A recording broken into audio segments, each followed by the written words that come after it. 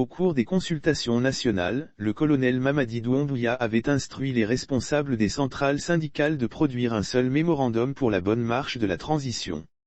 Un appel qui n'est pas tombé dans les oreilles de l'Union syndicale des travailleurs de Guinée, USTG, d'Abdoulaye Sow et la Confédération nationale des travailleurs de Guinée, CNTG, d'Amadou Diallo qui n'entendent pas enterrer la hache de guerre. En début de semaine, la CNTG Guinée dirigée Amadou Diallo a rendu public à la Bourse du Travail un mémorandum rédigé, selon lui, par plusieurs centrales syndicales. Contre toute attente, mercredi, l'USTG a présenté à la presse le document à transmettre à la junte militaire. Le mémo que nous avons présenté concerne un diagnostic pour tout ce qui concerne la structure du travail. Nous avons diagnostiqué l'Inspection générale du travail, l'INAMO, la Caisse de prévoyance, la Caisse nationale de la sécurité sociale, bref toutes les structures relevant du travail, indique Abdoulaye Sow. On leur a dit chaque chose à son temps. Leur temps est passé.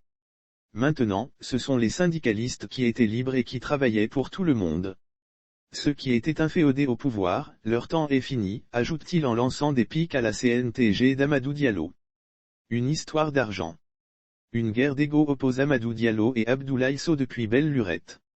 Une histoire d'argent serait la cause de la discorde entre les deux dirigeants syndicaux. Le second accuse le premier de s'être accaparé de la subvention allouée aux syndicalistes par département de l'enseignement technique et de la formation professionnelle et du travail.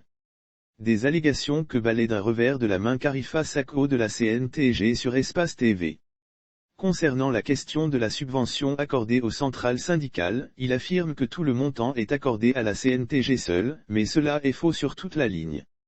La CNTG avait 72,69% et était classée première suivie de l'USTG avec 24,24%.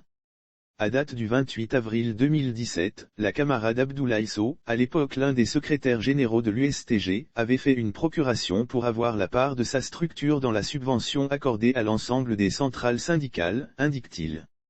Le secrétaire général de l'USTG, lui, donne une autre version. Avant, toutes les centrales syndicales bénéficiaient de cette subvention mais sur des bases irrationnelles. Parce que l'élection sociale qui a été organisée est fondée sur du faux. C'était des faux chiffres. C'était pour arranger la CNTG.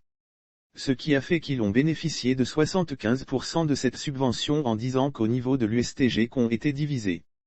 Ils ont créé un faux débat au niveau de l'USTG en disant qu'il y a deux centrales, une de Mamou et l'autre de Conakry, coupe-t-il court.